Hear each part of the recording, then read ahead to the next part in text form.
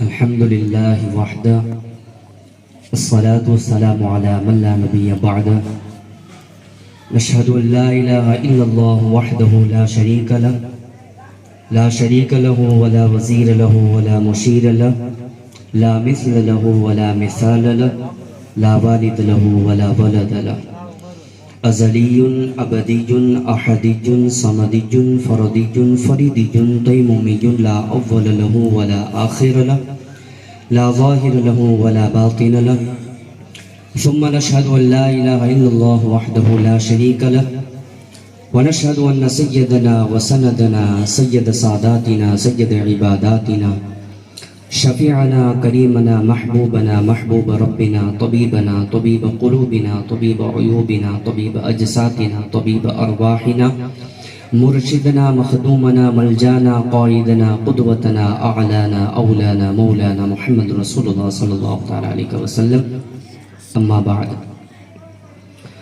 قال رسول الله صلى الله عليه وسلم تنكح النساء لأربع لمالها ولجمالها ولحسبها ولدينها فاظفر بذات الدين تربت يداك او كما قال رسول الله صلی اللہ علیہ وسلم۔ اسٹیج پر جلوہ افروز علماء کرام، سادات کرام، بالخصوص پیر طریقت سید رئیس باپو قادری، مولانا اعجاز صاحب قبلہ، دیگر علماء حضرات، حاضرین مجلس، پردہ نشین میری مائیں اور بہنیں، السلام علیکم ورحمۃ اللہ وبرکاتہ۔ نعرہ تکبیر۔ میں اہل خانہ کا شکر گزار ہوں کہ انہوں نے مجھے دعوت کے قابل سمجھا اور بڑی محبتوں سے نوازا۔ میں بالخصوص دلہن کے جو والد ہیں حاجی صاحب، حاجی ذکر بھائی، ان کو، ان کے گھر والوں کو اور آل بلاول فیملی کو میں یہ شادی کی مبارکباد پیش کرتا ہوں۔ اللہ تبارک و تعالیٰ اس ہونے والے نکاح میں بے حساب برکتوں کا نزول فرمائے۔ تو آئیے اپنی گفتگو کو آگے بڑھانے سے قبل درود مقدسہ کی فضیلت سنتے ہیں۔ زاہد الواعظین میں لکھا ہوا ہے کہ قیامت کے دن کچھ لوگوں کو لایا جائے گا، جب ان لوگوں کا مقام اہل جنت یعنی جنت میں جانے والے ان کا مقام دیکھیں گے تو کیا دیکھیں گے؟ زاہد الواعظین میں ان الفاظوں سے بیان کیا گیا ہے کہ جب وہ دیکھیں گے کہ ان کے چہرے نور والے ہوں گے اور ان کے بال موتیوں والے ہوں گے، تو اہل جنت آپس میں بات کرنا شروع کریں گے کہ یہ کون فرشتے ہیں، یہ کون انبیاءوں کی جماعت ہے، یہ کون ہے؟ تو جب یہ آپس میں بات کرنا شروع کریں گے تو وہ جو ایک مجمع ہے نور والا، وہ سارے لوگ مل کر کہیں گے کہ نہ ہم فرشتے ہیں، نہ ہم نبی ہیں، نہ ہم ولی ہیں، ہم حضور پاک علیہ السلام کی امت کے افراد ہیں۔ تو کہا کہ اتنا بڑا مقام، یہ مقام تمہیں کیسے حاصل ہوا؟ تو وہ عرض کریں گے کہ دنیا کے اندر ہم نمازوں کی پابندی کرتے تھے وقت کے ساتھ، اور جب جب پیارے آقا علیہ السلام کا نام آتا تو ہم کثرت سے ان کی ذات پر درود پاک کثرت سے پڑھا کرتے تھے۔ اس وجہ سے اللہ تبارک و تعالیٰ نے آج بروز محشر ہمیں یہ مقام عطا فرمایا۔ تو آئیے درود پاک پڑھتے اللہم صلی علی سیدنا و شفیعنا و حبیبنا و مولانا محمد وبارک وسلم صلاۃ و سلام علیک یا رسول اللہ صلی اللہ علیہ وسلم۔ حضرات، ہم سارے لوگ یہاں پر اسی لیے جمع ہوئے ہیں کہ شادی کے موقع پر کچھ بات پر گفتگو کی جائے تاکہ میری بھی اصلاح ہو جائے اور دیگر حضرات کی بھی اصلاح ہو جائے۔ میں نے جو حدیث پاک آپ لوگوں کے سامنے پیش کی، اب دیکھیں اس دنیا کے اندر نکاح کے دو طریقے ہیں۔ ایک ہے کہ بندے نے اپنے طرف سے گڑھ دیے ہیں، یعنی سیریل دیکھ کر، مووی ڈرامے دیکھ کر، لوگوں کے رسم و رواج دیکھ کر، لوگوں کی جن کے جو مذہب ہے ان کو فالو کر کے جتنی باتیں جو انہوں نے ایجاد کی ہیں، ایک وہ طریقہ، اور دوسرا طریقہ جو نبی پاک علیہ الصلوۃ والسلام نے بتایا وہ، یعنی نکاح کے دو طریقے۔ تو ہمیں یہ دیکھنا ہے کہ ہمارے لیے فائدے والا طریقہ کون سا ہے۔ آج افسوس کی بات ہے کہ ہمارے پاس علم نہ ہونے کی وجہ سے ہم آپس میں یوں باتیں کرتے ہیں کہ بھئی شریعت تو جو کہے کہنے دو، کرنے دو، انہوں نے تو ہر چیزوں کے اندر ہمیں روک ٹوک کر کے رکھا ہے، پر ہمیں ہمارے بچوں کا فیوچر دیکھنا، ہمیں ان کی آنے والی زندگی، ان کے آنے والا کل دیکھنا۔ تو کہا کہ ہم تو یہ ساری باتوں کو نہیں مانیں گے جو سٹیج پر عالم دین کرتے ہیں، کہا کہ ہم تو جس طریقے سے جو زمانہ چل پڑا ہے اس طریقے سے ہم ساری چیزیں کریں گے۔ تو نبی پاک علیہ الصلوۃ والسلام نے اپنی امت کو چلنا سکھایا، اٹھنا سکھایا، بیٹھنا سکھایا، یہاں تک کہ کھانے کا طریقہ بھی سکھایا کہ کس طریقے سے، کتنی انگلیوں سے اور کتنے لقمے میں کھانا چاہیے۔ تو کیا اس آقا نے نکاح کا طریقہ نہیں بتایا ہوگا؟ نبی پاک علیہ الصلوۃ والسلام نے ارشاد فرمایا تنکح النساء لاربع، کہ نکاح کی 4 چیزوں پر بنیاد ہے، 4 چیزوں کی بنا پر نکاح کیے جاتے ہیں۔ پہلا لمالہا، یعنی مال دیکھ کر، ولی جمالہا، یعنی حسن و جمال دیکھ کر، ولی حسبہا، یعنی حسب نسب دیکھ کر کہ اس کا عہدہ کتنا ہے، اس کا خاندان کتنا بڑا، ولی حسبہا ولی دینہا، یا تو دیندار اور پرہیزگاری دیکھ کر۔ تو آج یہ ساری باتیں نبی پاک علیہ الصلوۃ والسلام نے اپنی امت کے تحت پہنچائی، کہا کہ میرے صحاباؤں نکاح 4 چیزوں کی بنا پر کیا جاتا ہے۔ کہا کہ مال کی بنا پر، یا تو لوگ مال دیکھ کر نکاح کرتے ہیں کہ چلو اچھا ہے، مالدار ہے، پیسے والا ہے، تو کہا ہم تو یہیں پر اپنا نکاح کریں گے۔ کیوں؟ اگر لڑکا ڈھونڈنا ہے تو کہا اچھا کماتا ہو اس لیے، اگر لڑکی ہے تو کہا خاندان اچھا ہو تو، پیسے والے ہو تو۔ کہا گیا ولی جمالہا، جمال دیکھ کر، خوبصورت تو ہے نا، کالا کلوٹا تو نہیں ہے نا، اگر اچھا دکھتا ہو تو ہی کرنا ہے۔ کہا ولی حسبہا، حسب نسب کے گاؤں میں کتنے چرچے، فلاں کی لوگ کتنی تعریفیں کرتے ہیں، اس کا خاندان کتنا اونچا ہے، اس کا نام کتنا بڑا ہے۔ کہا چوتھا ولی دینہا، یا تو دیندار پرہیزگاری دیکھ کر کہ وہ کتنا نماز کا پابند ہے۔ کہا یا رسول اللہ صلی اللہ علیہ وسلم ہمیں کون سی چیز پر چلنا ہے؟ نبی پاک علیہ الصلوۃ والسلام نے ارشاد فرمایا، حجت الاسلام امام غزالی مکاشفۃ القلوب میں اس حدیث کو تحریر فرماتے ہیں، کہا کہ اگر کسی نے دین کو اختیار کیا، اگر یہ 4 چیزوں میں سے 3 چیزیں چھوڑ کر کسی نے صرف مال کو اختیار کیا، پیسے کو دیکھ کر، اللہ کے رسول علیہ الصلوۃ والسلام نے ارشاد فرمایا لا یزید اللہ الا فقر، اللہ تبارک و تعالی اس کی فقیری میں اضافہ فرما دے گا، فقیر بنا دے گا۔ اگر کسی نے صرف مال و دولت دیکھ کر نکاح کی کہ چلو رشتہ تو اچھا ہے، پیسے والے ہیں، مالدار ہے، بڑا نام ہے، کہا اس لیے رشتہ کر دیتے ہیں، تو اللہ کے رسول علیہ الصلوۃ والسلام نے ارشاد فرمایا لا یزید اللہ الا فقر، اللہ تبارک و تعالی اسے فقیر بنا دے۔ کہا کہ اگر کسی نے حسن و جمال دیکھا، اللہ کے رسول علیہ الصلوۃ والسلام نے ارشاد فرمایا لا یزید اللہ الا ذمہ، اللہ تبارک و تعالی اسے ذلیل کر دے گا۔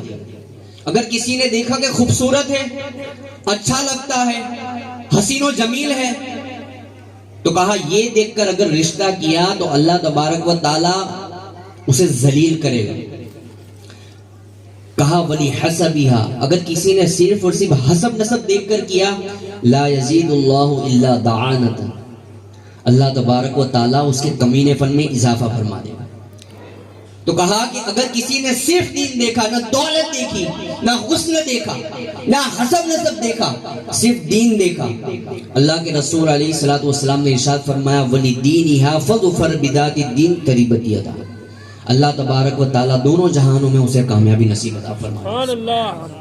تو آج نبی پاک علیہ الصلوۃ والسلام نے سکسیس ہونے کی جو مونوپولی ہے وہ ہمیں بتا دیا کہ اگر تم زندگی کے اندر یا تو اپنے بیٹے کے لیے یا بیٹی کے لیے رشتہ دیکھنا چاہتے ہو تو نہ مال دیکھو، نہ دولت دیکھو، نہ حسب نسب دیکھو، اگر دیکھنا ہے تو دین اور پرہیزگاری دیکھو۔ اگر تم نے دین اور پرہیزگاری دیکھی تو اللہ تبارک و تعالیٰ دونوں جہانوں میں تمہیں کامیابی نصیب عطا فرما دے گا۔ آج کیا حال؟ آج حال یہ ہے کہ نبی پاک علیہ الصلوۃ والسلام کی حدیثوں کو ہم نے سائڈ پر رکھ دیا، کہا یہ باتیں ہمارے لیے نہیں، کہا کہ یہ ان کا کام، مولویوں کا کام تو صرف بولنا ہے، یہ تو آئیں گے 1 گھنٹے کا بیان کر کے چلے جائیں گے، ہمیں ہماری اولادوں کا فائدہ دیکھنا ہے۔ انہوں نے کہا کہ دین کو دیکھے، ارے یار ہم تو دین کے اندر اپنی بیٹی کا یا بیٹے کا نکاح کریں گے تو وہ تو غریب ہو جائیں گے، مر جائیں گے، نہ مال نہ دولت نہ حسن، دین دیکھ کر کریں۔ تو میں کہتا ہوں اللہ تبارک و تعالیٰ نے اپنے محبوب کو پوری دنیا کا علم دیا، وہ اگر دین اختیار کرنے کا کہہ رہے ہو تو تم ان کی بات نہیں مانو، اس کے باوجود بھی تمہیں مال چوز کرنا ہے، اس کے باوجود بھی تمہیں جمال چوز کرنا ہے، حسب نسب چوز کرنا ہے، تو پھر تم ذلت کے لیے تیار ہو جاؤ، اور اگر کامیاب ہونا ہے تو پھر دین کو اختیار کرو۔ آج دیکھیں کہ جن جن لوگوں نے نبی پاک علیہ الصلوۃ والسلام کی ان باتوں کو فالو کیا، عمل کیا، وہ اپنی زندگی کے اندر کامیاب ہو۔ میں بات کرتا ہوں حضرت شیخ کرمانی رحمت اللہ تعالی علیہ، ان کا پورا نام ہے شیخ شجاع کرمانی رحمت اللہ تعالی علیہ۔ حضرت شیخ فرید الدین عطار اپنے زمانے کے بہت بڑے مصنف اور بہت بڑے اللہ کے ولی گزرے ہیں۔ انہوں نے اپنی کتاب کے اندر ان کے حالات، ان کے واقعات اور مختصر سی بیانات اپنی کتاب کے اندر تحریر فرمائے۔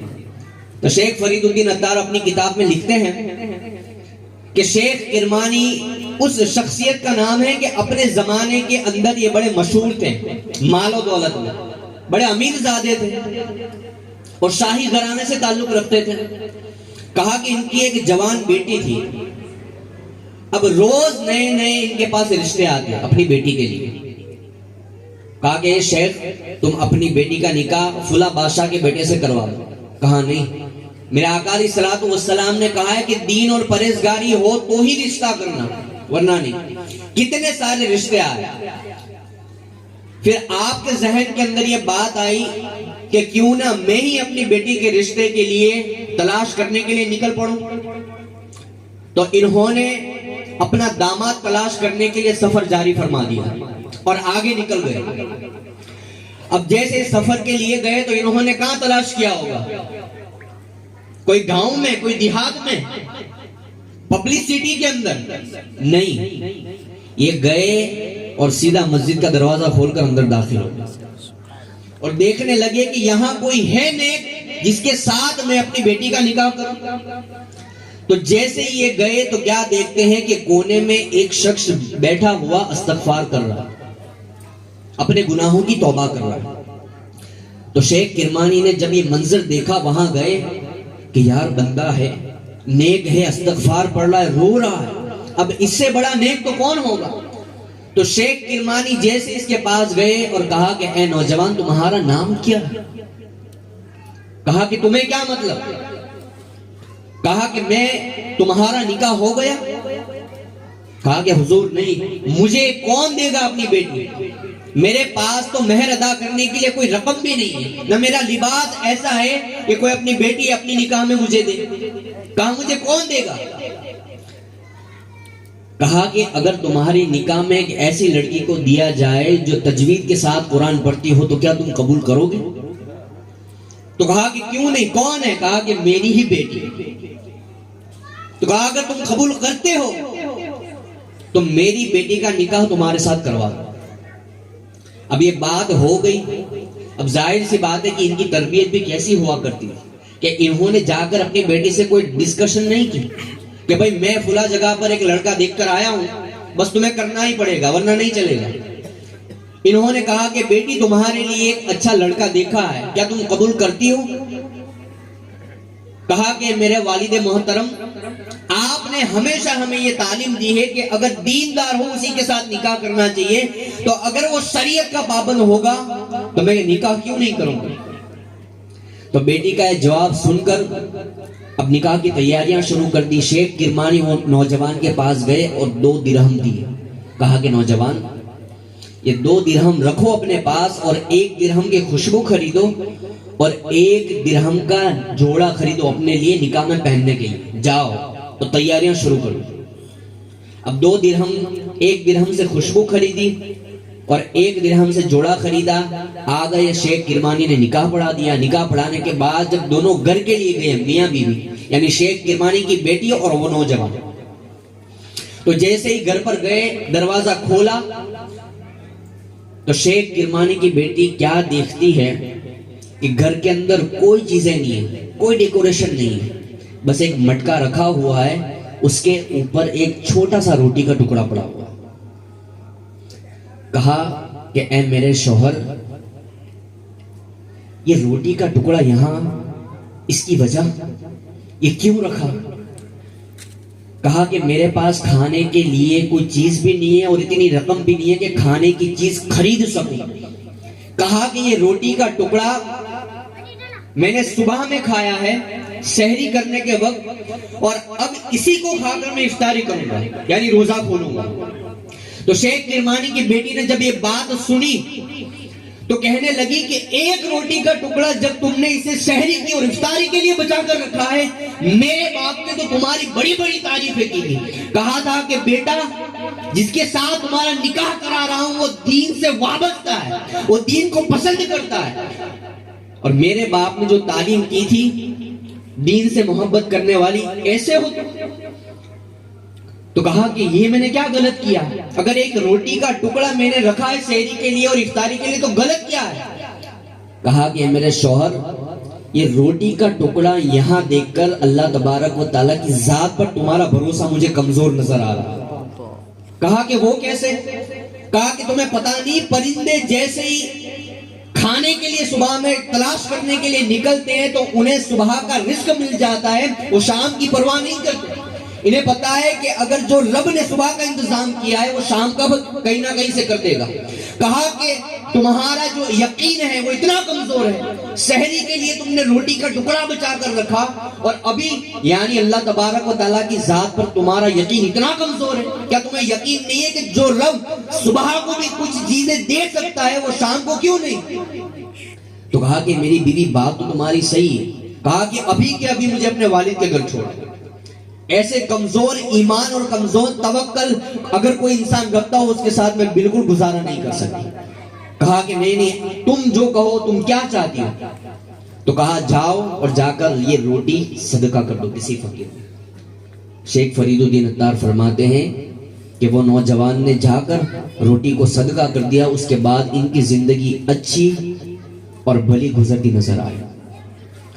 تو اس واقعے سے ہمیں کیا سمجھ آیا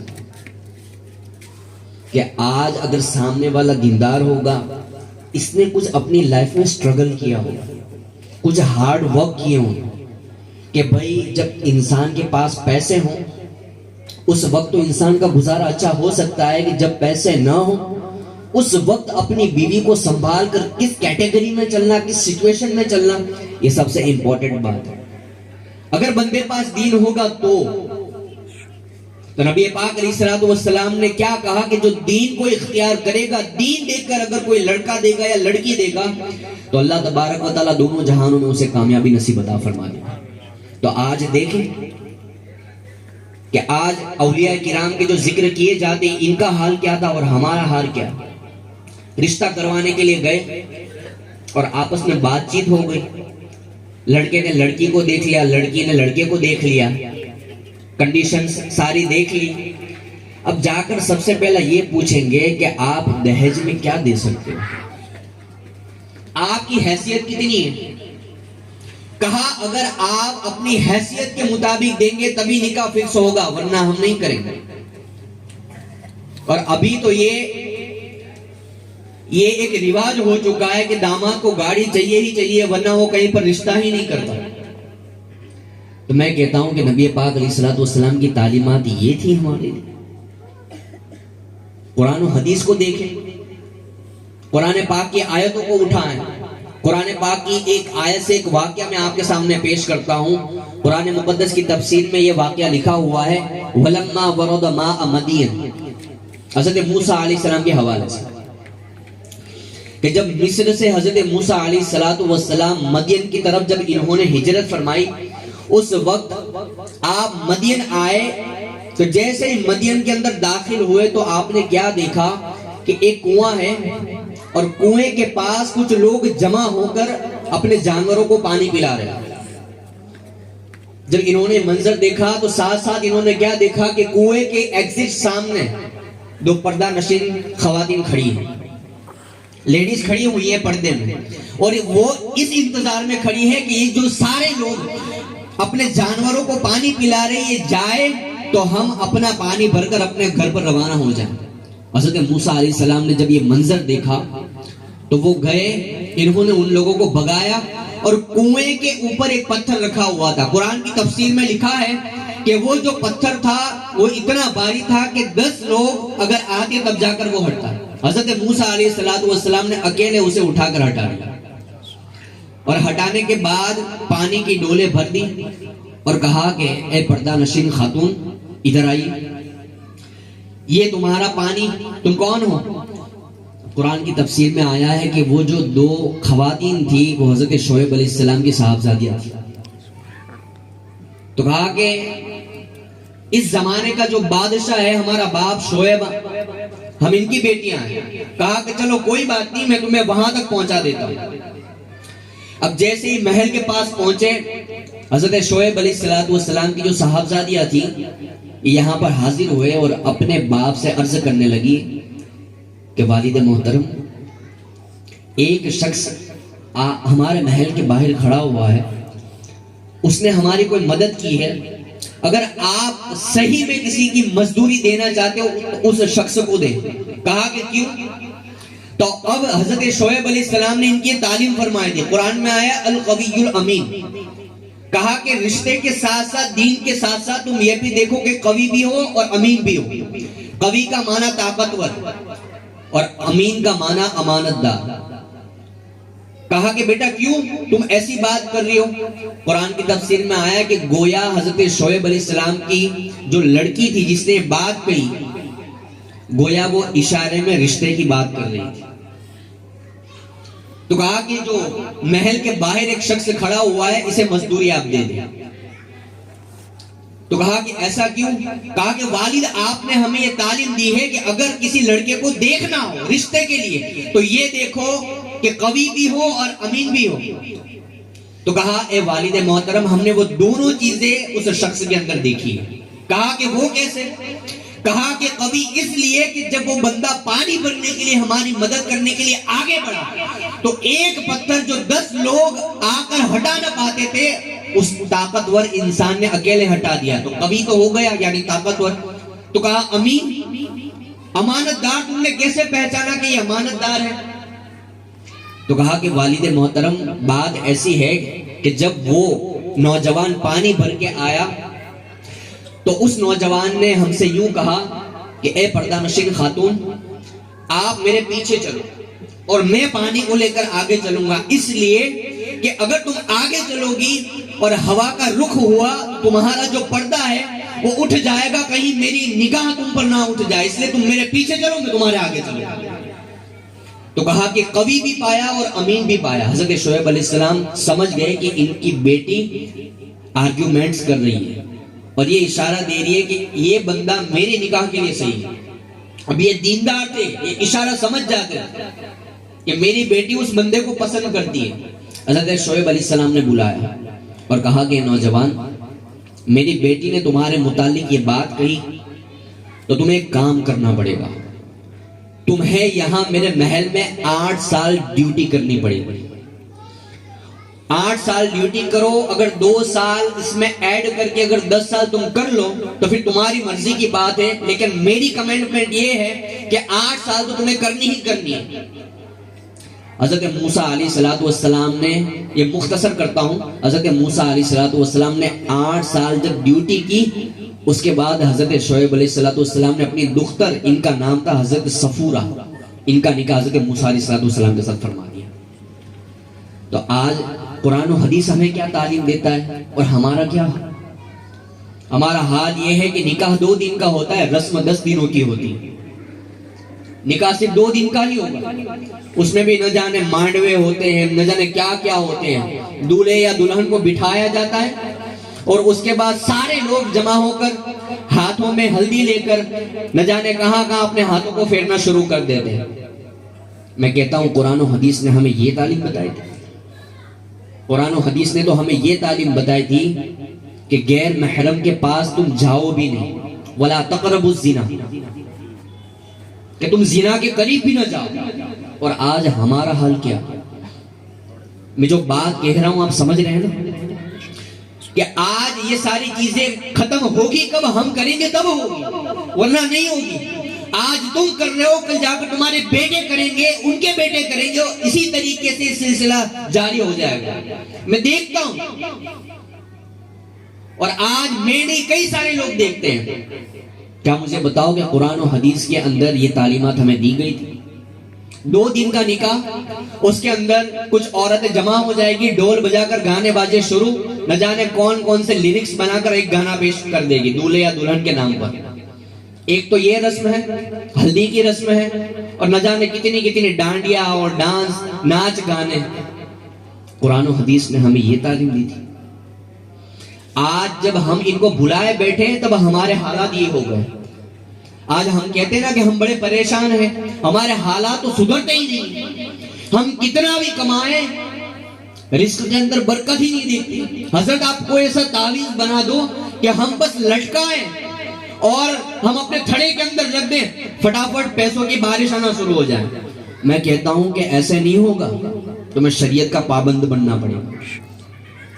آج جب ہم نے یہ ساری چیزیں، رواج جب ہم نے عام کیے، تب ہماری حالت یہ ہوئی۔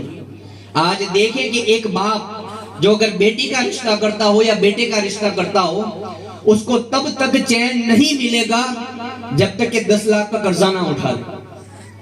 اب شادی تو ہو جائے گی، اب ہو جانے کے بعد دولہا اپنی بیگم کو لے کر گھر آ گیا اور دلہن اپنے گھر چلی گئی۔ اب یہاں پر آرام سے شادیاں تو ہو گئی، پر حالت یہ ہے کہ باپ کو نیند کی گولیاں لینی پڑ رہی ہے، نیند نہیں آ رہی ہے۔ کیوں؟ قرضے والوں کے فون شروع ہیں۔ تمہیں بولا 5 لاکھ 10 لاکھ لیدا تھا اینو سو تھیو، تمہاری تاریخ کھائی دی گئی تھی۔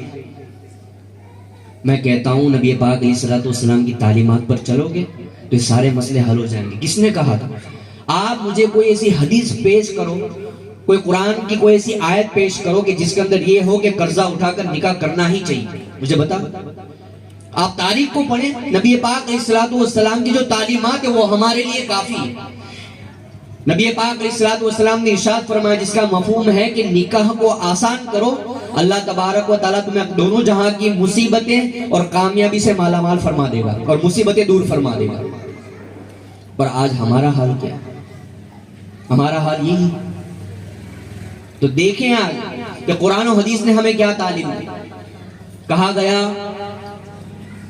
بخاری شریف کی حدیث پاک کی شرح میں لکھا ہے کہ حضرت اسماعیل علیہ السلام، یہ ایک لمبا واقعہ ہے پر میں اس کو کھولنا نہیں چاہوں گا، میں اپنے موضوع کی طرف بڑھوں گا۔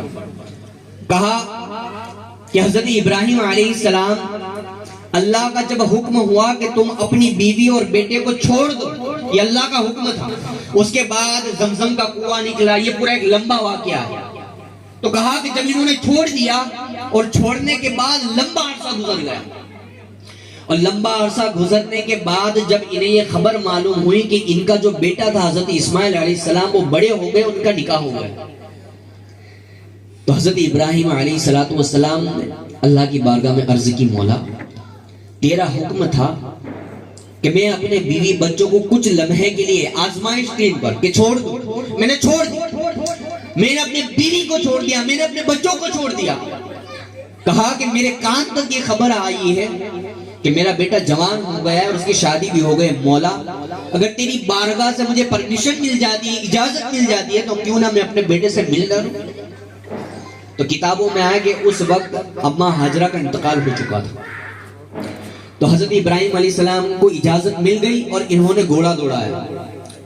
جیسے ہی گھوڑا دوڑا کر اپنے بیٹے کے گھر پر، حضرت اسماعیل علیہ السلام کے گھر پر پہنچے، تو کیا دیکھتے ہیں کہ وہ تو حاضر نہیں ہے، پر ان کی بیوی اب دروازے پر دستک دی۔ حضرت اسماعیل علیہ السلام کی بیوی نے دروازہ کھولا اور کہا کہ آپ کون؟ کہا کہ اسماعیل نہیں؟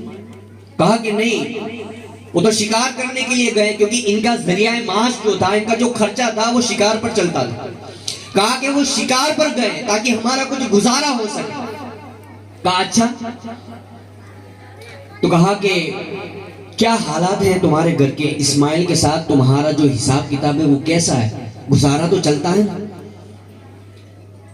تو حضرت اسماعیل علیہ السلام کی بیوی عرض کرتی ہے کہ کیا بتاؤں، میں نے تو ایک ایسے بندے کے ساتھ شادی کر لی جس کے ساتھ مقدر میں میری خوشیاں ہی نہیں لکھی۔ کہا کہ ایسے بندے کے ساتھ شادی کر لی، اب میں پریشان ہوں، کہوں بھی تو کس کو کہوں؟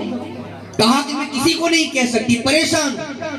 اور میرے جو شوہر ہیں حضرت اسماعیل، وہ کبھی شکار کرنے کے لیے جاتے ہیں تو کبھی گھر پر بیٹھتے آرام کرتے، اب اسی پر ہمارا گزارا چلتا ہے، تو کبھی گھر پر بیٹھتے ہیں اور کبھی شکار کے لیے جاتے ہیں۔ اب آپ ہی بتائیں، آپ تو ان کے قریبی ہیں۔ اب انہوں نے اپنی پہچان نہیں بتائی تھی کہ میں اسماعیل کا باپ ہوں۔ تو حضرت ابراہیم علیہ السلام نے یہاں پر دو باتیں دیکھی اس لڑکی کے اندر۔ ایک تو کہ کوئی مہمان آئے تو انہوں نے انہیں بلایا نہیں کہ آؤ گھر پر آؤ، بیٹھو، پانی پیو، وہیں پر کھڑا رکھا۔ اور دوسری کہ گھر کے عیب کھولنا شروع کر دی۔ یہ دو چیزیں دیکھی۔ کہا کہ چلو اب میں چلتا ہوں، تو کہا کہ آپ کا تعارف، آپ کا انٹروڈکشن، آپ کون ہیں؟ کہا کہ میں اسماعیل کا قریبی دوست ہوں، اسے کہہ دینا کہ میں آیا تھا ملنے کے لیے۔ کہا کہ آپ کا کوئی میسج ہو تو بتا دو، میں اپنے شوہر کو پہنچا دوں گی۔ کہا کہ جب وہ آئے تو صرف ان کو اتنا کہنا کہ ایک گھوڑے پر بیٹھ کر ایک بزرگ آیا تھا اور اس نے یوں کہا تھا کہ اپنی گھر کی چوکھٹ کو چھوڑ دینا، اپنی گھر کی چوکھٹ جتنا ہو سکے اتنا چھوڑ دینا۔ اب جیسے وقت گزرا، حضرت اسماعیل علیہ السلام آئے، آ کر ارد گرد دیکھنے لگے۔ اب ان کی بیوی باہر آئی تو کہا کہ اے شوہر کیا دیکھ رہے ہو؟ کہا کہ یہاں پر مجھے میرے والد کی خوشبو محسوس ہو رہی، مجھے لگتا ہے کہ میرا باپ آیا تھا۔ تو کہا کہ وہ تو مجھے نہیں پتا، وہ آپ کے والد تھے؟ کہا کہ ہاں میرے والد نے، ان کی خوشبو مجھے محسوس ہو رہی ہے، میں فیل کر رہا ہوں۔ کہا کہ ان کا کوئی میسج؟ کہا کہ انہوں نے یوں کہا کہ اپنی گھر کی چوکھٹ کو جتنا ہو سکے اتنا چھوڑ دینا۔ اتنا یہ میسج سننا تھا۔ حضرت اسماعیل علیہ السلام فرماتے ہیں جا تجھے طلاق طلاق طلاق۔ اب باپ کا حکم تھا، اب انہوں نے طلاق دے دی۔ اب دوسری شادی، حضرت ابراہیم علیہ السلام کے کان تک یہ بات پہنچی کہ میرے بیٹے نے دوسرا نکاح کیا۔ پھر سے اللہ تبارک و تعالیٰ کی بارگاہ میں حاضر ہوئے، مولا مجھے اجازت دے کہ میں اپنے بیٹے کے پاس جاؤں اور ملاقات کروں، اس کی خبر معلوم کروں۔ انہیں پھر سے اجازت مل جاتی ہے، اب پھر سے جاتے ہیں۔ جانے کے بعد دروازے پر دستک دیتے ہیں، تو جیسے ہی ابھی جو دوسری بیوی حضرت اسماعیل علیہ السلام کی، انہوں نے دروازہ کھولا اور کھول کر کیا دیکھتے ہیں کہ ایک بزرگ ہیں۔ کہا کہ آئیے تشریف لے آئیے، گھر کے اندر چلے آئیے۔ انہوں نے جب یہ چیز دیکھی تو وہ امپریس ہو گئے، خوش ہو گئے۔ اب وہاں پر دسترخوان بچھایا اور ان کے لیے کچھ کھجوریں پیش کی۔ کہا کہ یہاں پر آرام کریں، آپ تھک گئے ہوں گے۔ کہا کہ اسماعیل نہیں ہے؟ تو کہا نہیں، وہ شکار کے لیے گئے۔ تو کہا کہ کیسا گزارا چلتا ہے اسماعیل کے ساتھ؟ کہا کہ حضور میں کیا بتاؤں، میں نے جب سے نکاح کیا ہے، اللہ جب دیتا ہے تو ہم اس کا شکر ادا کرتے، جب نہیں دیتا تو پھر صبر کرتے ہیں۔ تو کہا اچھا، تو کہا بڑے اچھے ہیں اور بڑا میرا خیال رکھتے ہیں۔ اب دونوں باتوں کے اندر یہ جو خاتون تھی وہ پاس ہو گئی۔ تو کہا کہ چلو میں چلتا ہوں، میرا وقت ہو گیا ہے۔ تو کہا کہ حضور آپ کا کوئی میسج آپ مجھے بتا دو تو میرے شوہر کو میں بتا دوں. تو کہا کہ حضرت اسماعیل جب آئے تو ان کو صرف یوں کہنا کہ جتنا ہو سکے اپنی گھر کی چوکھٹ کا خیال رکھیں, اپنی گھر کی چوکھٹ کو سنبھالے رکھیں, تھامے رکھیں. اب یہ میسج دے کر وہاں سے چلے گئے حضرت ابراہیم علیہ السلام. حضرت اسماعیل علیہ السلام پھر آئے اور آ کر عرض کرنے لگے کہ مجھے میرے باپ کی خوشبو محسوس ہو رہی ہے. کہا وہ آپ کے والد تھے. کہا کہ یار مجھ سے کتنی بڑی غلطی ہو گئی, اگر مجھے اس بات کا علم ہو جاتا, مجھے یہ بات معلوم ہو جاتی کہ وہ آپ کے والد تھے, تو کیوں نہ میں ان کی خدمت کرتی, ان کی بارگاہ میں اچھا کھانا پیش کرتی. مجھے نہ معلوم تھا, شوہر مجھے معاف فرمائے. کہا کہ کوئی بات نہیں, انہوں نے کوئی میسج چھوڑا. کہا کیا میسج تھا؟ کہا کہ وہ میسج یہ تھا, وہ میسج کچھ ایسا تھا کہ میرے بھی پلے نہیں پڑا, پتہ نہیں کچھ چوکھٹ کی بات کر رہے ہیں. کہا کہ کیا میسج تھا؟ کہا کہ وہ آپ کے والد جو تھے انہوں نے یہ میسج دیا کہ جتنا ہو سکے اتنا اپنے گھر کی چوکھٹ کا خیال رکھیں. تو کہا کہ حضور میں سمجھی نہیں. حضرت اسماعیل علیہ السلام مسکرائے اور کہنے لگے کہ چوکھٹ سے مراد تو تھی, تمہارے بارے میں کہہ رہے تھے کہ جتنا ہو سکے اتنا اپنی بیوی کا خیال رکھنا, کیونکہ دیندار ہے, پرہیزگار ہے. تو آج قرآن و حدیث نے ہمیں یہ تعلیم دی. آج ہمارا حال کیا؟ آج نکاح ہو گیا, نکاح ہو جانے کے بعد جس طریقے سے میں نے اپنے موضوع کو باندھا ہے کہ ہم نہ دین کو دیکھتے ہیں, ہم جمال کو دیکھتے ہیں, حسب نسب کو دیکھتے ہیں اور مال کو دیکھتے ہیں. اب ہم نے رشتہ تو کر لیا, اب کرنے کے بعد کیا ہوا؟ نکاح ہو گیا. نکاح ہو جانے کے بعد 1 سال بڑی مشکل سے گزرا تھا کہ آپس میں ڈسکشن شروع ہو جاتی کہ ہمیں نہیں جم رہا, اب طلاق چاہیے. کہا کیوں؟ کہا کہ یہ بندے کا اور میرا مائنڈ سیٹ ہی نہیں ہو رہا. تو میں کہتا ہوں کہ اگر جن لوگوں کا نکاح نہیں ہوا اور جو لوگ کرنا چاہتے ہیں تو قرآن و حدیث کی تعلیم پر عمل کریں. آج اگر کوئی بھی عالم دین ہو, ان کے جو بیانات ہوتے تو ان کے گھر کی کوئی بات نہیں ہوتی. ایسا نہیں ہوتا کہ یہ اپنے گھر کی کوئی بھی بات آ کر آپ کو بتا دے, فائدہ آپ ہی کا ہے. یہ جو پڑھتے ہیں وہ بیان کرتے ہیں, اس میں فائدہ کس کا ہے؟ فائدہ تو آپ لوگوں کا ہی. جن لوگوں کی شادی نہیں ہوئے, جو رشتہ کرنے والے ہیں, فائدہ انہی کا ہے اگر ان بات پر چلیں گے تو. چلو یہ تو ایک سٹیپ تھا. اب دوسرے موضوع کی طرف بڑھے, بس مختصر میں زیادہ وقت نہیں لوں گا آج. اب یہ تو میں نے قرآن و حدیث کی روشنی میں بات کی. اب میں یہ جو جنریشن چل رہی ہے اس پر گفتگو کروں گا قرآن و حدیث کی روشنی میں انشاءاللہ. اب یہ تو ایک قرآن و حدیث کی روشنی میں بات ہو گئی, واقعات کے تحت کچھ جو سبق مل رہے تھے وہ میں نے آپ کے سامنے پیش کی. اب آج کی جنریشن کی اگر میں بات کروں تو حال یہ ہے, ایک باپ آ کر اپنے گھر کے کچھ افراد کو جمع کرے گا اور جمع کرنے کے بعد کہے گا کہ دیکھو بیٹا, چاہے بیٹی ہو چاہے بیٹا ہو, دیکھو بیٹا تمہارا رشتہ میں نے وہاں پر فکس کر دیا ہے. میرا دوست ہے بچپن کا, اس نے میرے کان تک یہ بات ڈالی تھی کہ تمہاری جو دختر ہے, تمہاری جو بیٹی ہے بڑی خوبصورت ہے, کیوں نہ ہم سمدھی بن جاتے ہیں, آپس میں ریلیشن کر لیتے ہیں.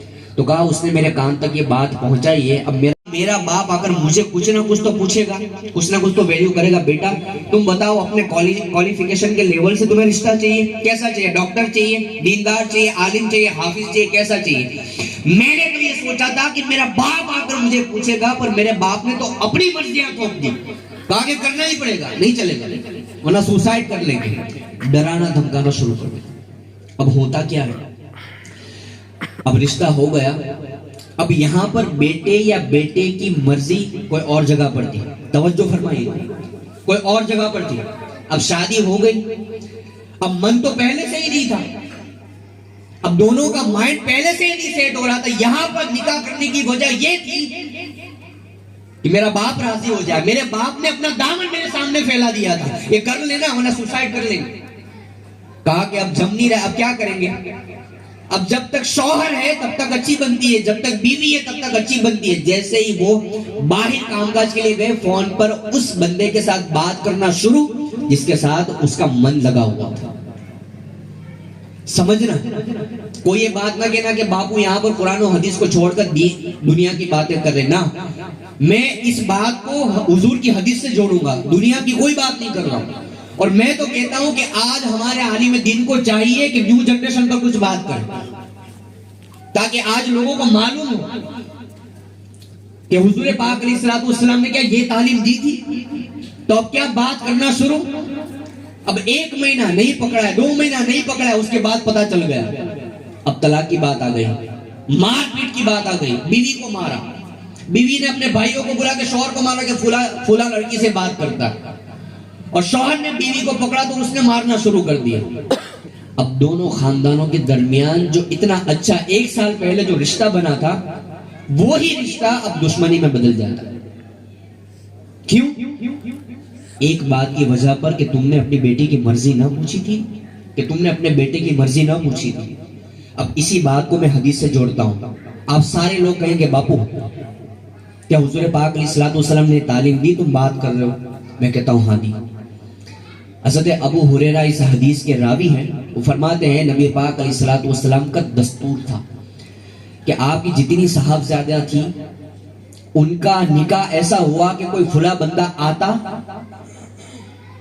اور کچھ بات کرتا، حضور پاک علیہ السلام کے سامنے شرماتا، ایسے کھل کر بات نہ کر پاتا کہ آپ کی بیٹی کے ساتھ نکاح کرنا ہے، بس تعریفیں کرتا. اب نبی پاک علیہ السلام جنہیں علم غیب ہو، ہمارا عقیدہ یہ ہے، تو ظاہر سی بات ہے کہ میرا حضور نہیں جانتے کہ یہ بندہ کون سے ارادے سے آیا ہے. تو کہا حضرت ابو ہریرہ رضی اللہ تعالیٰ عنہ فرماتے ہیں کہ نبی پاک علیہ السلام اپنی بیٹی کا جو کمرہ ہوتا پردے پاس جاتے اور جا کر کہتے بیٹا فلاں شخص تمہاری تعریف کرتا ہے، تمہارا کیا ارادہ. کہا کہ بیٹی جب خاموش ہو جاتی ہے، اب ایک لحاظ ہوتا ہے، ڈسپلن، رسپیکٹ، عزت کی ایک جو دیوار ہوتی ہے نا کہ باپ کے سامنے یوں نہ کہہ سکے کہ ہاں مجھے کرنا ہے. نبی پاک علیہ السلام میں تو کہتا کتنے ماہر نفسیات تھے، سائیکولوجی کتنا جانتے تھے. کہا نبی پاک علیہ السلام جب آپ کی صاحبزادی خاموش ہو جاتی تھا آپ سمجھ جاتے ہیں کہ میری بیٹی کی ہاں ہے. تو اس طریقے سے نکاح ہوا. آئیے میں مولا کائنات کی نکاح کی بات کرتا ہوں. کچھ صحابہ کرام مل کر آپس میں انہوں نے گفتگو کرنا شروع کر دی. کہا کہ حضور پاک علیہ السلام کی ایک صاحبزادی حضرت ماں فاطمہ رضی اللہ تعالیٰ عنہ، کہا کہ کیوں نہ ہم علی کو مشورہ دیں کہ جا اے علی جاؤ اور جا کر آقا کے پاس اپنی بیٹی کا رشتہ معلوم کرو. ان کی بیٹی کنواری ہے حضرت ماں فاطمہ. شیخ عبدالحق محدث دہلوی مدارج النبوہ میں اس بات کو تحریر فرما دیں.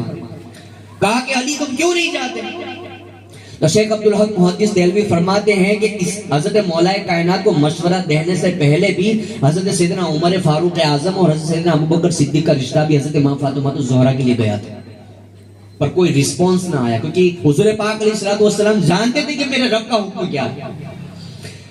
تو کہا کہ میں کیسے جاؤں، میری ہمت نہیں ہوتی ہے کہ میں نبی پاک علیہ السلام کے پاس جا کر اس بات کی پہل کیسے کروں. کہا کہ علی جاؤ تو صحیح، تمہارا تو رشتہ بھی بڑا قریب ہے، حضور پاک علیہ السلام کے ساتھ رہنا، بیٹھنا، اٹھنا، اور رشتہ بھی تو تم چچا ساتھ بھائی ہو.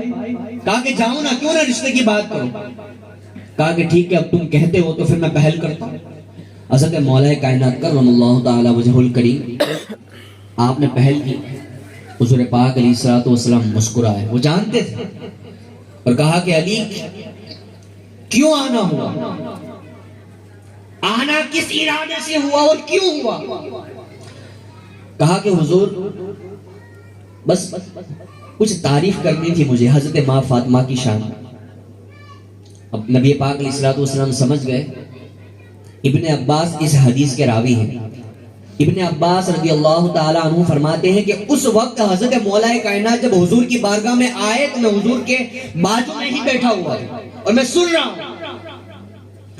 کہا کہ جب مولا کائنات نے نبی پاک علیہ السلام سے اس رشتے کی بات کی، کھل کر نہیں کی، اشارتاً کی، نبی پاک علیہ السلام حضرت ماں خاتون جنت کے پردے کے پاس گئے اور کہا علی تمہارے بارے میں پوچھ رہے تھے، علی تمہارے بارے میں پوچھ رہے تھے. اب دیکھیں نا مولا کائنات کا طریقہ بھی کتنا ڈسپلن والا ہے، رسپیکٹ سے پوچھ رہے ہیں، ایسا نہیں کہ کچھ بھی آیا اور بک دیا. اور قربان جائے میرے آقا کے ذات پر کہ وہ بھی اگر اپنی بیٹی سے رشتہ پوچھ رہے ہیں، اجازت معلوم کر رہے ہیں، تو کتنے ڈسپلن سے کہ علی تمہاری تعریف کر رہا تھا. بس اتنا کہنا تھا. حضرت ماں فاطمہ الزہرا رضی اللہ تعالی عنہا خاموش ہو. آپ نے اس خاموشی کی جو بات تھی وہ جان لی اور اس کے بعد حضرت مولا کائنات کے پاس گئے. اب گئے تھے کہ اللہ کے نعرہ تکبیر، نعرہ رسالت، یا رسول اللہ، نعرہ حیدری، یا علی.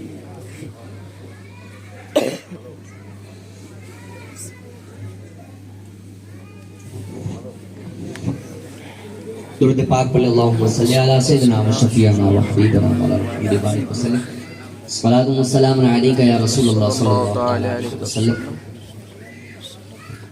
نبی پاک علیہ الصلوۃ والسلام مولا کائنات کے پاس گئے اور جا کر فرمانے لگے کہ اے علی، میں تمہارے پاس آ ہی رہا تھا، میں اپنی بیٹی کی جو بات تھی وہ کہنے جانے ہی والا تھا کہ حضرت جبریل آ گئے اور آ کر کہنے لگے کہ میرے آقا اللہ تبارک و تعالیٰ کا ایک حکم لے کر آیا. کہا کہ وہ کیا؟ کہا کہ وہ حکم یہ تھا کہ اے جبریل جاؤ اور جا کر میرے محبوب کو کہہ دو کہ علی اور فاطمہ کا نکاح میں آسمان پر کر دیا ہے، تم چاہو تو زمین پر ان کا نکاح کر دو. میں نے آسمانوں پر کر دیا ہے، اب تم زمین پر کرو. اس طریقے سے مولا کائنات کا جو رشتہ اس طریقے سے فکس ہو. نبی پاک علیہ الصلوۃ والسلام کے زمانے کی میں بات کروں، حضرت عبداللہ ابن عباس رضی اللہ تعالیٰ عنہ اس حدیث کے راوی ہیں، فرماتے ہیں کہ ایک حضور پاک علیہ الصلوۃ والسلام کے زمانے کی بات ہے کہ ایک عورت جس کا شوہر انتقال ہو گیا، فوت ہو گیا. اب یہ ہوا کہ فوت ہونے کے بعد اس عورت کا دیور اسے پسند کرتا تھا. اس نے رشتہ اس عورت کے لیے بھیجا، کہا کہ میں تم سے نکاح کرنا چاہتا ہوں. اب اس عورت کا جو باپ تھا اسے اس کا دیور پسند نہیں تھا. اس نے کیا کیا؟ اس لڑکی کی شادی کہیں اور جگہ پر کروا دی. اب یہی عورت نبی پاک علیہ الصلوۃ والسلام کی بارگاہ میں حاضر ہوئی اور عرض کرنے لگی، یا رسول اللہ صلی اللہ علیہ وسلم، میرا شوہر انتقال کر گیا ہے اور میرے دیور نے مجھے رشتہ بھیجا پر میرے باپ نے ایک بات نہ سنی اور میری کہیں اور جگہ پر شادی کروا دی. تو کہا کہ اے خاتون تمہاری مرضی کیا؟ کہا کہ میں اس رشتے کو پسند کرتی ہوں، اسے ایکسپٹ کرنا چاہتی ہوں. اب دیکھیں نبی پاک علیہ الصلوۃ والسلام کی حدیث ہمیں کیا تعلیم دیتی ہے. مسند امام اعظم کی یہ حدیث ہے. کہا گیا کہ جب یہ بات کہی تو کہا کہ تم کیا پسند کرتی ہو؟ کہا کہ میرے باپ نے جہاں پر میرا رشتہ کروایا ہے وہاں میں بالکل راضی نہیں ہوں. میرے دیور نے جو رشتہ میرے شوہر کے فوت ہونے کے بعد جو رشتہ بھیجا تھا وہاں پر میری مرضی تھی. نبی پاک علیہ الصلوۃ والسلام نے کیا کیا؟ اس کے باپ کو بلایا اور کہا کہ یہ جو تمہاری بیٹی کہہ رہی ہے وہ سچ ہے؟ کہا جی یا رسول اللہ صلی اللہ علیہ وسلم، پر ایک بات میں عرض کرنا چاہوں گا. کہو. کہا کہ اگرچہ اس کے دیور نے رشتہ بھیجا ہو پر جس بندے سے میں نے اپنی بیٹی کی شادی کروائی ہے وہ اس کے دیور سے بہتر ہے. کہا کہ پھر بھی جاؤ. اب نبی پاک علیہ الصلوۃ والسلام یہ حدیث کے جملے بتا رہا ہوں، اس کا مفہوم بتا رہا ہوں. نبی پاک علیہ الصلوۃ والسلام نے باقاعدہ ان کا رشتہ الگ کروا کے دیور کے ساتھ رشتہ کروا دیا. دیور کے ساتھ رشتہ کروا دیا. تو آج یہ حدیث سے ہمیں معلوم نہیں ہوتا کہ ہم اپنے بچوں کو کچھ پوچھیں. قانون شریعت کا ایک مسئلہ ہے. قانون شریعت کی دوسری جلد کے 54 صفحے پر 45 صفحے پر یہ مسئلہ آپ تلاش کر سکتے ہیں.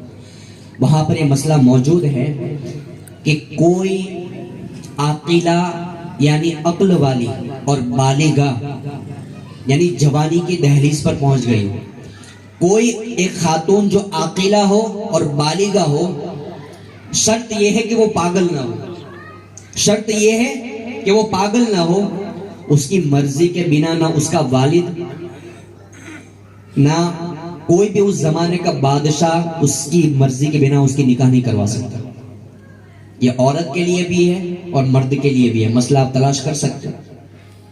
نبی پاک علیہ الصلوۃ والسلام نے جب یہ تعلیمات ہمیں بتائی کہ اگر تم کوئی رشتہ کرو تو اپنے بچوں کو تو پوچھ لو. تو یاد رکھنا یہ اتنی ضروری بات ہے, یہ اتنی ضروری بات ہے. اور آج اس بات کو ہم ترجیح دیتے ہی نہیں. آج ہمارا حال کیا ہے؟ جس طریقے سے میں نے کہا ہماری جو جنریشن جو بنی ہوئی ہے وہ ایسی ہی ہے. اپنے بچوں کو بٹھایا, بٹھانے کے بعد پڑھایا لکھایا, عالم دین بنایا, ڈاکٹر بنایا, کوالیفیکیشن کالج اسکول ساری چیزیں کروائی, اور کروانے کے بعد جب شادی کا وقت آیا تو دوست کا بیٹا اٹھا کر لے آیا کہ دیکھو یہ میرا دوست ہے اور اس کا بیٹا ہے, اب اگر تم منع کرو گی تو پھر میں دوائیں پی لوں گا, کرنا ہی پڑے گا, نہیں کرو گے تو نہیں چلے گا. تمہیں اتنا پالا ہے پوسا ہے تو تم ایک باپ کی اور ماں کی بات نہیں رکھ سکتے. کتنے ایسے مسائل آتے ہیں مسجد کے ائماؤں کے پاس کہ باپو فلاں جو ہے وہ بھاگ کر چلی گئی, فلاں جو ہے وہ بھاگ کر چلا گیا. یہ سارے مسئلے ہوتے کیوں ہیں؟ اسی لیے کہ نبی پاک علیہ الصلوۃ والسلام نے جو تعلیمات ہمیں بتائی تھی کہ اگر رشتہ کرو تو سب سے پہلے لڑکی اور لڑکے کی اجازت, ان کی مرضی جان لیا کرو کہ وہ کیا چاہتے ہیں. ہم نے یہ ساری باتیں نہ پوچھی تب جا کر ہماری قوم کے اندر یہ مسئلے رائج ہو گئے. تو ہمیں چاہیے کہ جس طریقے سے آج نبی پاک علیہ الصلوۃ والسلام کی جو تعلیمات ہیں کہ آج ہمیں رشتہ کرنے پر کون سی چیز کو دیکھنا ہے, تو کہا گیا نہ مال کو دیکھنا ہے, نہ جمال کو دیکھنا ہے, نہ حسب و نسب کو دیکھنا ہے تو یہ دیکھنا ہے کہ وہ دیندار کتنی ہے, وہ دیندار کتنا ہے. اگر یہ ساری باتوں پر انشاءاللہ تعالی اگر ہم عمل کریں گے تو ہماری زندگی کے سارے مسائل ختم ہو جائیں گے.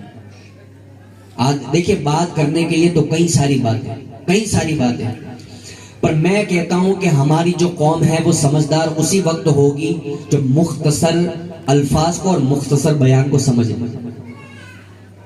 کوئی بھی عالم دین ہو اگر بولنا چاہے تو کتنا بھی وقت نکال سکتا ہے, کوئی بھی ہو.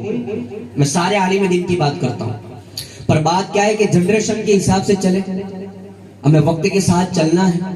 بس میں مختصر جتنی جو بات ہے وہ سمجھانا چاہتا ہوں کہ جو تعلیمات ہے اس پر عمل کریں, باقی کی سب فالتو باتیں چھوڑ دیں. کہ آج دیکھیں میں واقعے کو بیان نہیں کروں گا, صرف آپ کو اس کے قریب کروں گا. کیا آپ نے حضور غوث اعظم دستگیر ان کے والد کا واقعہ نہیں سنا؟ انہوں نے تو دیکھا بھی نہیں تھا, اپنی بیوی کو دیکھا بھی نہیں تھا, صرف اتنا سنا تھا کہ ہاں پرہیزگار ہے, کر لیا نہیں. اور آج فوٹو چاہیے, لڑکی دکھتی کیسی ہے, اگر جیسا پاسپورٹ کا فوٹو بھیج دیا ہو, نہیں حال ہے ہارو سیلفی پاڑی نے موکلو, تیار کری نے, میک اپ کری نے. آج ہماری جو ریکوائرمنٹ ہوتی ہے نا وہ اتنی ساری ہوتی ہے, تب جا کر ہماری جو قوم ہے نا اس لیے پیچھے, اسی لیے. تو آج دیکھیں قرآن نے ہمیں تعلیم کیا دی اور حدیث نے ہمیں کیا تعلیم دی. بس یہ آخری دو بات.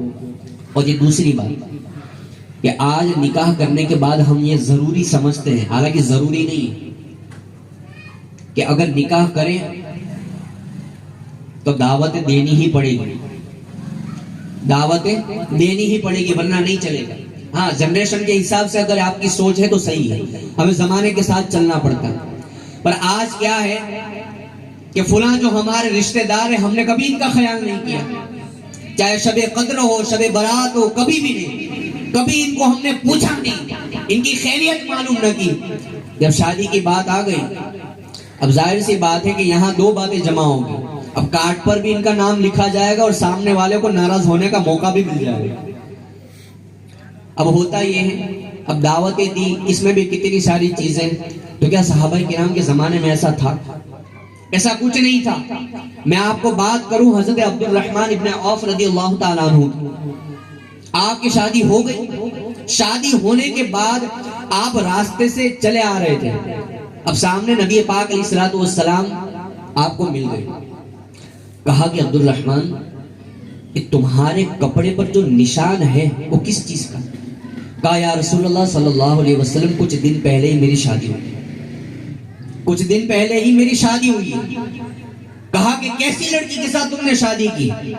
کہا کہ یا رسول اللہ بیوہ کے ساتھ. کہا کہ کنواری نہیں ملی. کہا یا رسول اللہ صلی اللہ علیہ وسلم میری کچھ جوان بہنیں ہیں. اب اگر میں کنواری کے ساتھ کرتا تو نادانی کی وجہ سے میری بہنوں کی پرورش نہ ہو سکتی, اور بیوہ کے ساتھ میں نے اس لیے کی کہ وہ ایکسپیرینس تجربات والی ہے کہ کس طریقے سے کچھ جوان لڑکیوں کو سنبھالنا ہے. تو کہا کہ آپ کی تعلیمات پر میں چلا, اسی لیے میں نے بیوہ کے ساتھ شادی کی تاکہ میری بہنوں کی پرورش اچھی سے اچھی ہو سکے. تو اس بات سے شارحین لکھتے ہیں کہ نبی پاک علیہ الصلوۃ والسلام نے کیوں پوچھا, یعنی حضرت عبد الرحمن ابن عوف نے دعوت دی ہی نہیں تھی نکاح. اس کا مطلب کیا ہوا؟ نہیں دی تھی, نہیں, اس زمانے کے اندر یہ رواج ہی نہیں تھا. اور آج ہمارا کیا حال, ہماری جو کنڈیشن ہے وہ 1.5 لاکھ یا 2 لاکھ روپے کی ہے, پر ہماری ریکوائرمنٹ ہوتی ہے کہ 10 لاکھ تک کی اگر جتنا ہو سکتا ہو نا کھینچ لیں گے, بھلے کتنے لوگوں کو بھی بلانا پڑے. اس کے بعد دیکھ لیں گے, نیند نہیں آتی تو گولیاں پی لیں گے, نیند کی گولیاں لے لیں گے. قرضہ کرنا ہے تو کرنا ہے. آج ہمارے گجراتیوں کے جملے بڑے مشہور ہیں, ٹانو ایک بار تو تھا اسے, گڑی گڑی تھوڑی تھا اسے, یہ مشہور جملے. میں کہتا ہوں صحیح بات ہے کہ شادی ایک ہی بار ہوتی ہے, پر ساتھ ساتھ اپنا بھی تو خیال کرے نا, ظلم نہ کرے اپنی ذات پر. اپنی کیٹیگری کے مطابق ایک بات یاد رکھیں, ہمیں صرف قرآن و حدیث کے مطابق چلنا ہے, ہمیں کسی کو راضی نہیں کرنا. یہ میں صحیح بتا رہا ہوں. اگر اللہ اور اس کے رسول راضی ہو جائے, میں کہتا ہوں زندگی ہم کامیاب ہو جائیں.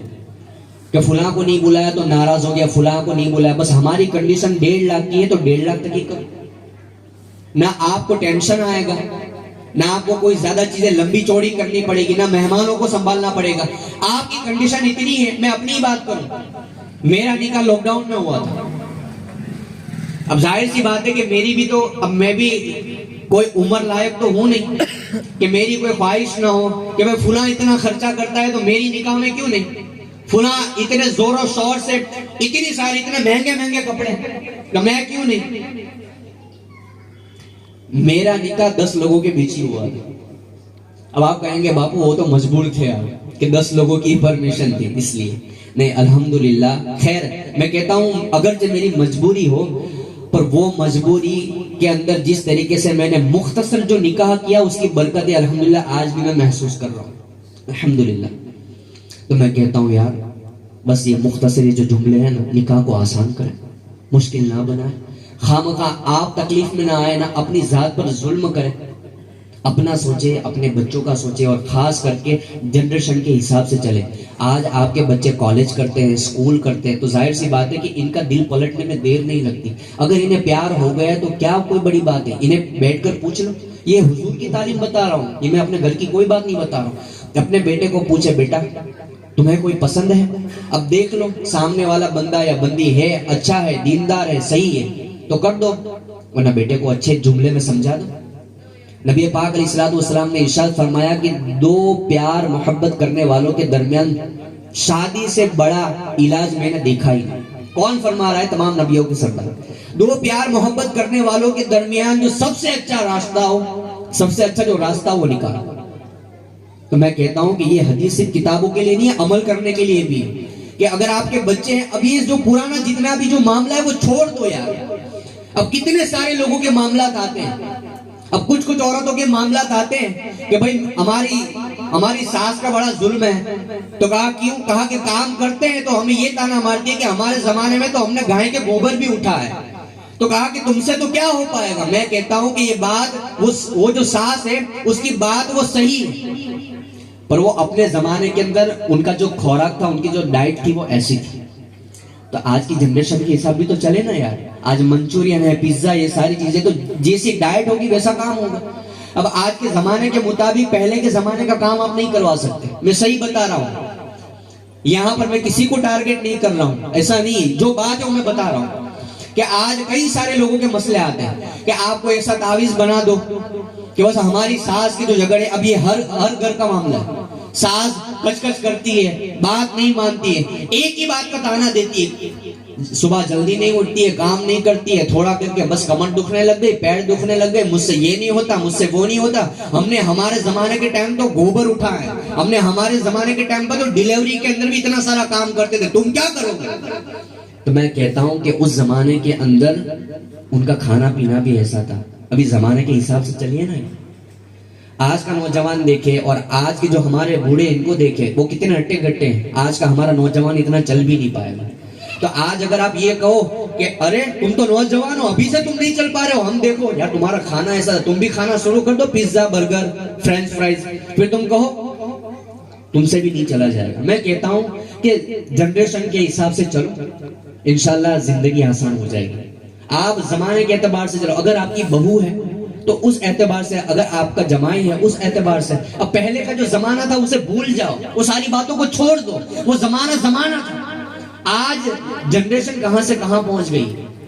آج یہ موبائل کا زمانہ آ گیا.